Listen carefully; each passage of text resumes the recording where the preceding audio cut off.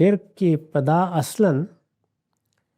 انبیاء و صلحاء اور ملائکہ ہی کے بارے میں غلط فہمیوں سے ہوئی ہے۔ سب سے بڑھ کر ملائکہ،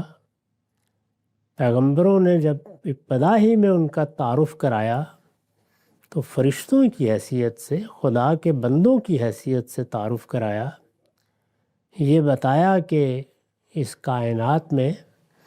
اپنی مخلوقات کے ساتھ تعلق رکھنے کے لیے اللہ تعالیٰ نے جو مخلوقات بنائی ہیں ان میں ایک غیر معمولی مخلوق اس کے فرشتے بھی ہیں۔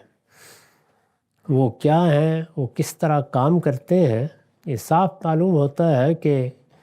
نبیوں کے ذریعے سے ابتدا ہی میں یہ بات بتا دی گئی تھی۔ اسی کو جب زمانہ گزرا تو لوگوں نے بڑھایا، اس میں غلو پیدا کیا اور آہستہ آہستہ فرشتوں کے بارے میں ایسے تصورات پیدا کر لیے کہ وہ بھی خدائی میں شریک ہو گئے۔ جس طرح کہ عربوں کے ہاں ان کو خدا کی بیٹیاں قرار دے دیا گیا اور پھر ان کے بارے میں توہمات قائم کر لیے گئے۔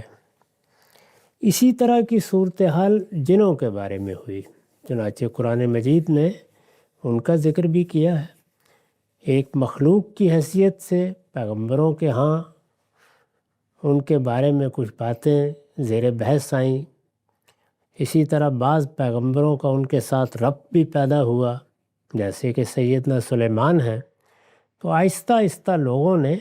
ان سے متعلق بھی بعض اوہام پیدا کر لیے۔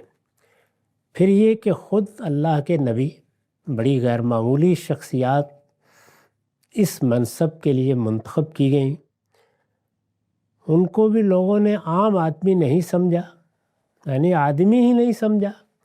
بلکہ یہ گمان کیا کہ یہ آدمی کے پیرہن میں کوئی اور ہی مخلوق ہے، کوئی نوری مخلوق ہے جو ہمارے درمیان مبعوث کر دی گئی ہے، ورنہ ایسی پاکیزہ سیرت، ایسی عمدہ زندگی یہ کسی انسان کے نصیب میں کہا۔ تو اس طرح کے تصورات ان کے بارے میں پیدا ہوئے۔ ہم خود اپنی امت میں ان کو دیکھ سکتے ہیں۔ انبیاء علیہم السلام کی امتوں میں بھی وقتاً فوقتاً غیر معمولی صلاحیتوں کے حاملین پیدا ہوتے رہے، اور ان صالحین نے بھی بڑی غیر معمولی زندگی بسر کی، وہ بھی خیار الناس بنے، ان کو بھی سامنے رکھ کر ایسی ہی چیزیں لوگوں نے ایجاد کر لیں۔ تو یہ اس کی تردید فرمائی ہے اور یہ کہا کہ قیامت میں یہ سب اوہام ختم ہو جائیں گے، یہ صالحین ہوں، یہ نبی ہوں، یہ جنات ہوں، یہ فرشتے ہوں، سب کے سب اللہ کے بندے ہیں، اس کی مخلوقات ہیں، اس سے زیادہ ان کی کوئی حیثیت نہیں ہے۔ در حقیقت یہی وہ فرشتے ہیں یا جنات ہیں جن سے متعلق پھر مختلف تہذیبوں میں الگ الگ داستانیں وجود میں آ گئیں، جن کو قرآن مجید اساطیر الاولین کہتا ہے، اور اس سے وہ چیز بنی جس کو اب ہم دنیا کی تہذیبوں میں، مثال کے طور پر ہندوستان میں، اسی طرح مصر میں، اسی طرح یونان میں ایک بڑی دیومالا کی حیثیت سے دیکھتے ہیں۔ تدریجی طور پر یہ معاملہ فرشتوں سے، جنات سے اور اللہ کے پیغمبروں اور صالحین ہی سے شروع ہوا ہے، اور پھر مختلف صورتیں مختلف تہذیبوں میں اختیار کرتا رہا۔ انہی کو اٹھا کر وہاں اللہ تعالیٰ یہ بتائیں گے کہ یہ لوگ ہیں، انہوں نے تمہاری طرف یہ چیزیں منسوب کی ہیں۔ میں نے ذکر کیا تھا کہ قرآن مجید تمام پیغمبروں کے بارے میں اس کو الگ سے بھی بیان کرتا ہے، اور خاص طور پر سورہ مائدہ کے آخر میں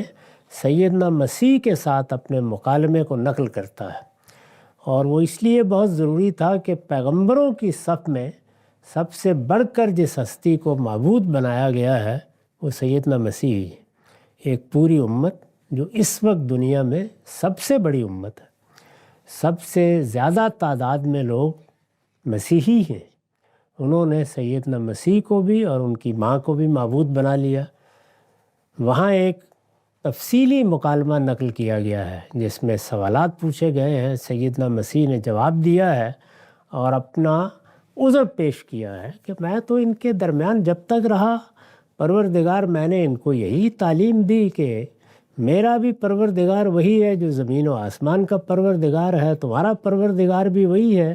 میں نے تو اس کے سوا کوئی بات نہیں کہی۔ لیکن یہ لا خیرے ہیں جنہوں نے بعد میں مجھے اور میری ماں کو جو کچھ بنایا اس میں ہمارا کوئی دخل نہیں ہے، اور ہم ان کو روک بھی نہیں سکتے تھے، اس لیے کہ جب تو نے ہمیں اٹھا لیا تو اس کے بعد پھر تو ہی جانتا ہے کہ یہ کیا کرتے رہے، ہم تو اس وقت کے بعد سے ان کے کرتوتوں سے واقف نہیں ہیں۔ تو یہ جواب انہوں نے بڑی تفصیل کے ساتھ وہاں دیا ہے۔ یہاں پر بھی قرآن مجید نے بہت اختصار کے ساتھ نقل کیا اور فرمایا کہ وہ صاف صاف کہہ دیں گے کہ ان لوگوں کو در حقیقت دنیا کی نعمتوں نے تیری یاد سے پروردگار غافل کر دیا، ہمارا اس میں کوئی قصور نہیں ہے۔